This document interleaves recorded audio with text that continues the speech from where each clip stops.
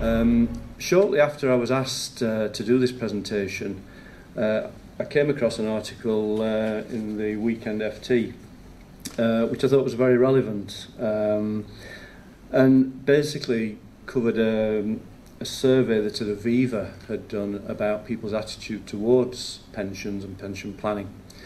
And interestingly, the British public would rather vacuum or change the sheets than review their pension. So that's, I think the fact that we're all here tonight and there's this event being set up and people are given the time, hopefully we're putting a nod in the right direction for that. So, first of all, the broader financial planning considerations. Lifetime allowance. Some of these points have already been mentioned. I'm perhaps going to cover them in a slightly different way. It is something that affects UK pension schemes or people with UK pension schemes, probably particularly in final salary schemes with banks and insurers. For those of you with schemes in excess of £1 million or in danger of exceeding that figure in future years, it might sound a lot of money, but it can easily happen. You need to make sure that you take advice on the options and the remedies available, because the taxation is significant if you get it wrong. Next 2 points I'll sort of take together on regulated investments and scams, and again it has been mentioned, but regular features in the press see investors losing money because of high-risk investments or frauds. Despite the efforts of regulators highlighting the risks, people still fall into the trap week in, week out. Consulting a regulated IFA will ensure that any scheme you invest in is legitimate, and they will quickly spot and attempt to scam you out of money. And sort of linked into that as well is the final point there, because alongside that point, dealing with a licensed IFA and confirming they are on the FSA's register, that gives you the peace of mind that you're dealing with a professional firm and that you have remedies available to you should anything go wrong with the advice in the future. Then we're on to tax planning. And again, some of these points have already been highlighted in some of the earlier presentations. Tax relief on contributions, again, it's been mentioned, 50,000 per annum of relevant earnings is the maximum that you can put in and qualify for tax relief. But let's bear in mind, tax relief, it is a bonus, it's effectively a 20% gain on day one, so it's something you should be considering.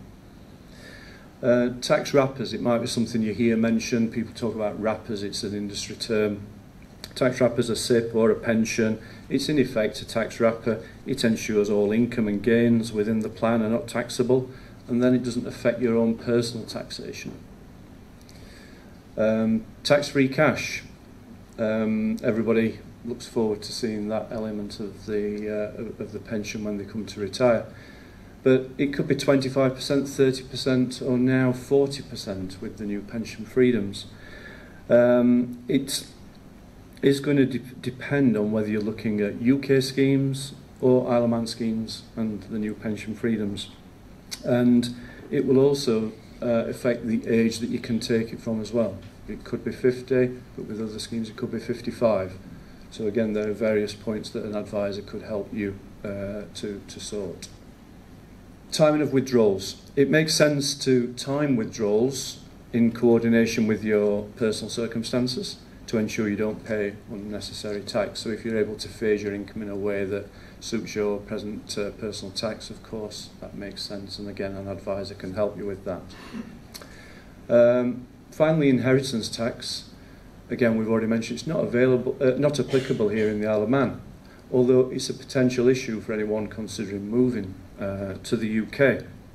So if there is a possibility that you may move or return back to the UK, structuring your investments and making use of pension wrappers now whilst you're in the Isle of Man is very important, because then when you move back to the UK, everything is in a much better financial structure to help you plan and mitigate any IHT that you may be susceptible to.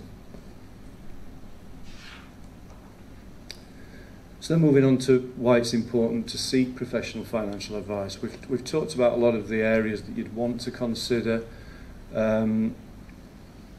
So what value can a financial advisor add to a lot of these points that have been raised?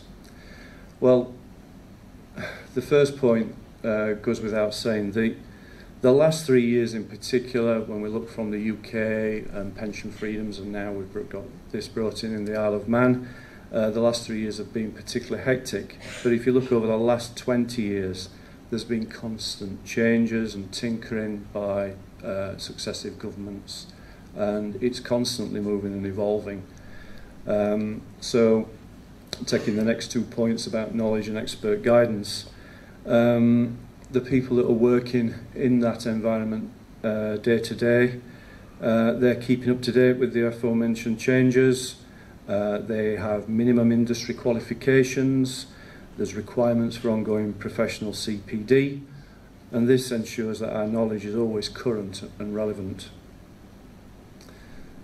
The next point, a two-way process to promote understanding and educate. And really, I see this as the most important point that I'm going to really raise tonight. Gone are the days when you see an advisor, you're told this is what you want, sign here, and we'll see you again in 5 years if you're lucky. Today's advice is a long-term relationship. It's built on trust, and it's a two-way process to ensure both sides fully understand what is needed and what your goals and aspirations are.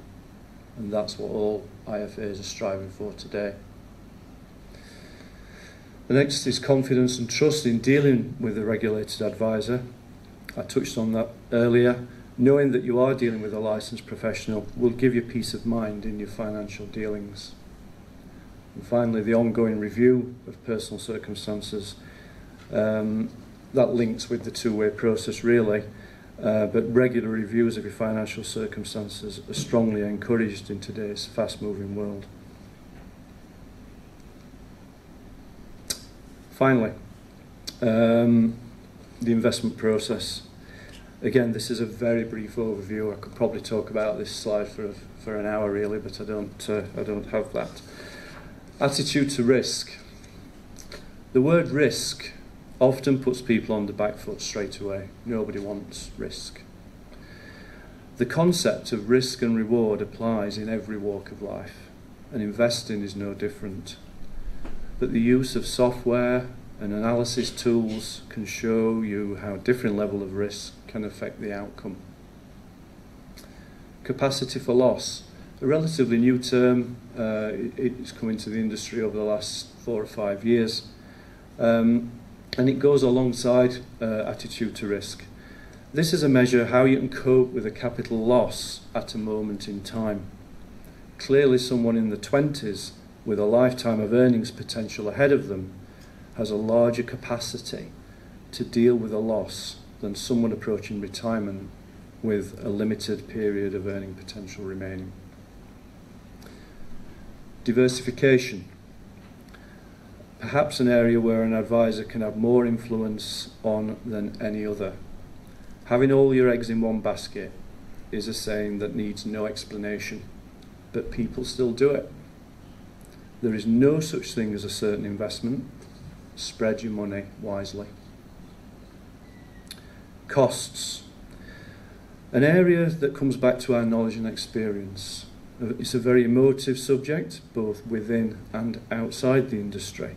But an advisor has the experience and financial tools to ensure that you're invested in the latest products that have cost very much as a prime consideration.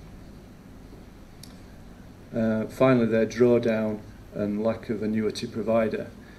Now again, I'm overlapping a little bit, and we have talked about annuities tonight. Annuities are available from your pension provider, but on the Isle of Man, if you have a lump sum, you have a sum of money and want to purchase an annuity, there is not an open market option.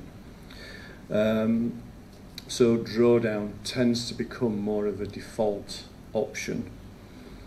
Drawdown is more complex, but it's also more flexible, a good way of accessing an annual income from your pension plans, but as John said, at the same time it does bring with it potential risks along the way.